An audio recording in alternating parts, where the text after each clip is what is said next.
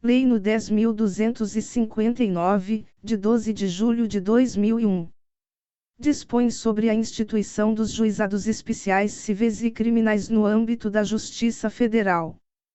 O Presidente da República faço saber que o Congresso Nacional decreta e eu sanciono a seguinte lei. Art. 1º são instituídos os juizados especiais civis e criminais da Justiça Federal, aos quais se aplica, no que não conflitar com esta lei, o disposto na Lei no 9.099, de 26 de setembro de 1995. Art. 2º compete ao Juizado Especial Federal Criminal processar e julgar os feitos de competência da Justiça Federal relativos às infrações de menor potencial ofensivo, respeitadas as regras de conexão e continência. Redação dada pela Lei nº 11.313, de 2006. Parágrafo único. Na reunião de processos, perante o juízo comum ou o tribunal do júri, decorrente da aplicação das regras de conexão e continência, observar-se-ão os institutos da transação penal e da composição dos danos civis. Redação dada pela Lei nº 11.313, de 2006. Art. 3º compete ao Juizado Especial Federal Civil processar, conciliar e julgar causas de competência da Justiça Federal até o valor de 60 salários mínimos, bem como executar as suas sentenças. Primeiro, não se incluem na competência do Juizado Especial Civil as causas I, referidas no art. 109, incisos 2ª, 3ª e 11, da Constituição Federal, as ações de mandado de segurança, de desapropriação, de divisão e demarcação, populares, execuções fiscais e por improbidade administrativa e as demandas sobre direitos ou interesses difusos, coletivos ou individuais homogêneos. Segunda, sobre bens imóveis da União, autarquias e fundações públicas federais. Terceira, para a anulação ou cancelamento de ato administrativo federal, salvo o de natureza previdenciária e o de lançamento fiscal. Quarta, que tenham como objeto a impugnação da pena de demissão imposta a servidores públicos civis ou de sanções disciplinares aplicadas a militares. Segundo, quando a pretensão versar sobre obrigações vincendas, para fins de competência do juizado especial, a soma de 12 parcelas não poderá exceder o valor referido no art. 3º, caput. Terceiro, no foro onde estiver instalada a vara do juizado especial, a sua competência é absoluta. Art. 4º, o juiz poderá, de ofício ou a requerimento das partes, deferir medidas cautelares no curso do processo, para evitar dano de difícil reparação. Art. 5º, exceto nos casos do art. 4º, somente será admitido recurso de sentença definitiva. Art. 6º, podem ser partes no Juizado Especial Federal Civil. E como autores, as pessoas físicas e as microempresas e empresas de pequeno porte, assim definidas na Lei no 9.317, de 5 de dezembro de 1996. Segunda, como res, a União, autarquias, fundações e empresas públicas federais. Art. 7º, as citações e intimações da União serão feitas na forma prevista nos arts. 35 a 38 da Lei Complementar no 73, de 10 de fevereiro de 1993. Parágrafo único. A citação das autarquias, fundações e empresas públicas será feita na pessoa do representante máximo da entidade, no local onde proposta a causa, quando ali instalado seu escritório ou representação, se não, na sede da entidade. Art. 8º. As partes serão intimadas da sentença, quando não proferida esta na audiência em que estiver presente seu representante, por ARMP, aviso de recebimento em mão própria. Primeiro, as demais intimações das partes serão feitas na pessoa dos advogados ou dos procuradores que oficiem nos respectivos autos, pessoalmente ou por via postal. Segundo os tribunais, poderão organizar serviço de intimação das partes e de recepção de petições por meio eletrônico. Art. 9. Não haverá prazo diferenciado para a prática de qualquer ato processual pelas pessoas jurídicas de direito público, inclusive a interposição de recursos, devendo a citação para audiência de conciliação ser efetuada com antecedência mínima de 30 dias. Art. 10. As partes poderão designar, por escrito, representantes para a causa, advogado ou não. Parágrafo único. Os representantes judiciais da União, autarquias, fundações e empresas públicas federais, bem como os indicados na forma do caput, ficam autorizados a conciliar, transigir ou desistir, nos processos da competência dos juizados especiais federais. Art. 11. A entidade pública ré deverá fornecer ao juizado a documentação de que disponha para o esclarecimento da causa, apresentando-a até a instalação da audiência de conciliação. Parágrafo único. Para a audiência de composição dos danos resultantes de ilícito criminal, art. 71, 72 e 74 da Lei nº 9.099, de 26 de setembro de 1995, o representante da entidade que comparecer terá poderes para acordar, desistir ou transigir, na forma do art. 10. Art. 12. Para efetuar o exame técnico necessário à conciliação ou ao julgamento da causa, o juiz nomeará pessoa habilitada, que apresentará o laudo até 5 dias antes da audiência, independentemente de intimação das partes. Primeiro, os honorários do técnico serão antecipados à conta de verba orçamentária do respectivo tribunal e, quando vencida na causa a entidade pública, seu valor será incluído na ordem de pagamento a ser feita em favor do tribunal. Segundo, nas ações previdenciárias e relativas à assistência social, havendo designação de exame, serão as partes intimadas para, em 10 dias, apresentar quesitos e indicar assistentes. Art. 13. Nas causas de que trata esta lei, não haverá reexame necessário. Art. 14.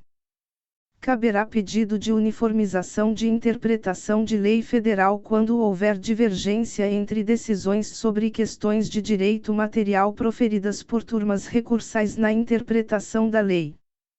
Primeiro, o pedido fundado em divergência entre turmas da mesma região será julgado em reunião conjunta das turmas em conflito, sob a presidência do juiz coordenador. Segundo, o pedido fundado em divergência entre decisões de turmas de diferentes regiões ou da proferida em contrariedade à súmula ou jurisprudência dominante do STJ será julgado por turma de uniformização, integrada por juízes de turmas recursais, sob a presidência do coordenador da Justiça Federal. Terceiro, a reunião de juízes domiciliados em cidades diversas será feita pela via eletrônica. Quarto, quando a orientação acolhida pela turma de uniformização, em questões de direito material, contrariar súmula ou jurisprudência dominante no Superior Tribunal de Justiça STJ, a parte interessada poderá provocar a manifestação deste, que dirimirá a divergência. Quinto, no caso do quarto, presente a plausibilidade do direito invocado e havendo fundado receio de dano de difícil reparação, poderá o relator conceder, de ofício ou a requerimento do interessado, medida liminar determinando a suspensão dos processos nos quais a controvérsia esteja estabelecida.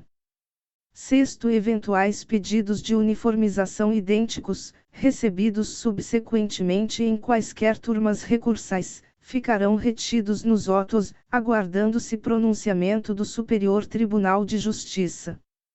Sétimo, se necessário, o relator pedirá informações ao presidente da turma recursal ou coordenador da turma de uniformização e ouvirá o Ministério Público, no prazo de 5 dias. Eventuais interessados, ainda que não sejam partes no processo, poderão se manifestar, no prazo de 30 dias. Oitavo. Decorridos os prazos referidos no 7º, o relator incluirá o pedido em pauta na sessão, com preferência sobre todos os demais feitos, ressalvados os processos com réus presos, os habeas corpus e os mandados de segurança.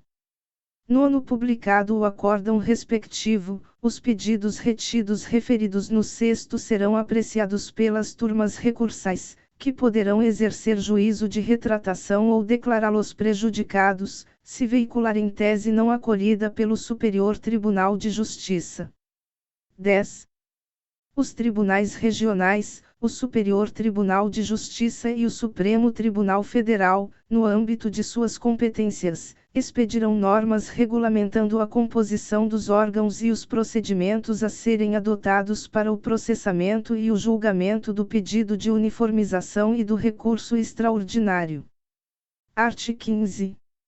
O recurso extraordinário, para os efeitos desta lei, será processado e julgado segundo o estabelecido nos 4º a 9º do art. 14, além da observância das normas do regimento. Art. 16.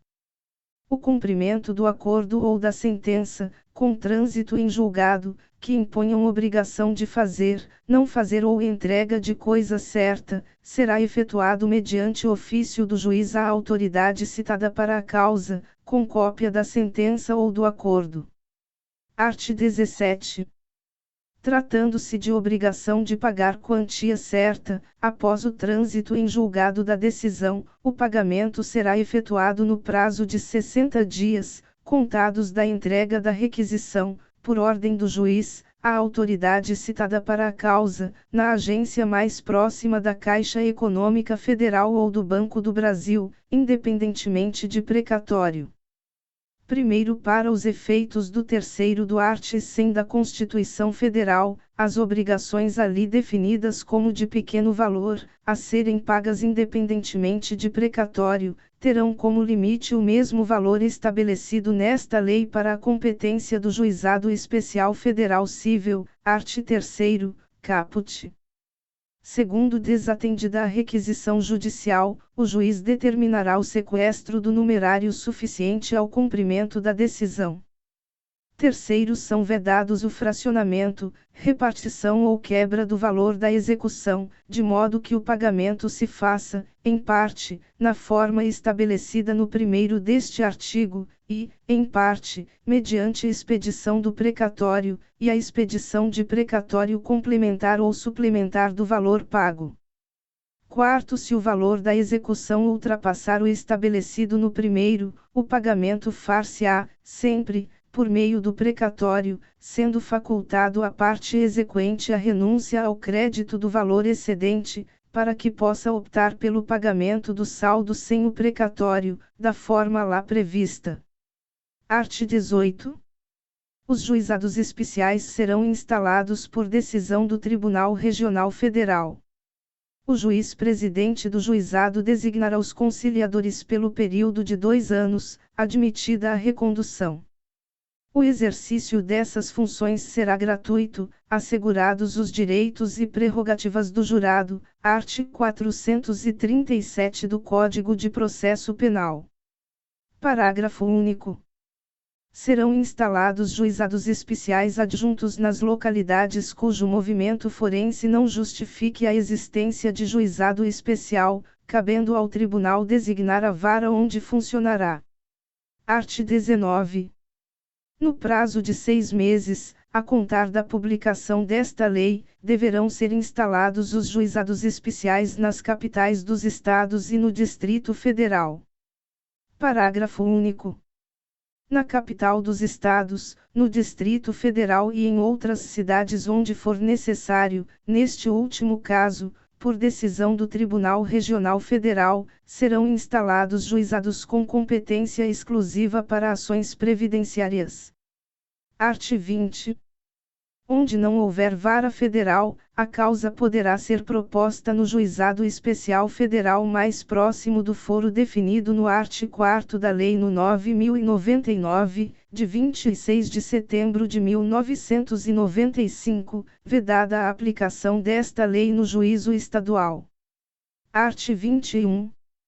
As turmas recursais serão instituídas por decisão do Tribunal Regional Federal, que definirá sua composição e área de competência, podendo abranger mais de uma seção. Art. 22. Os juizados especiais serão coordenados por juiz do respectivo Tribunal Regional, escolhido por seus pares, com mandato de 2 anos. Parágrafo único.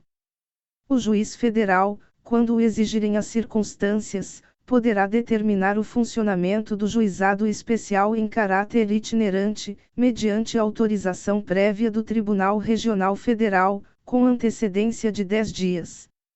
Art. 23. O Conselho da Justiça Federal poderá limitar, por até 3 anos, contados a partir da publicação desta lei, a competência dos juizados especiais civis, atendendo à necessidade da organização dos serviços judiciários ou administrativos.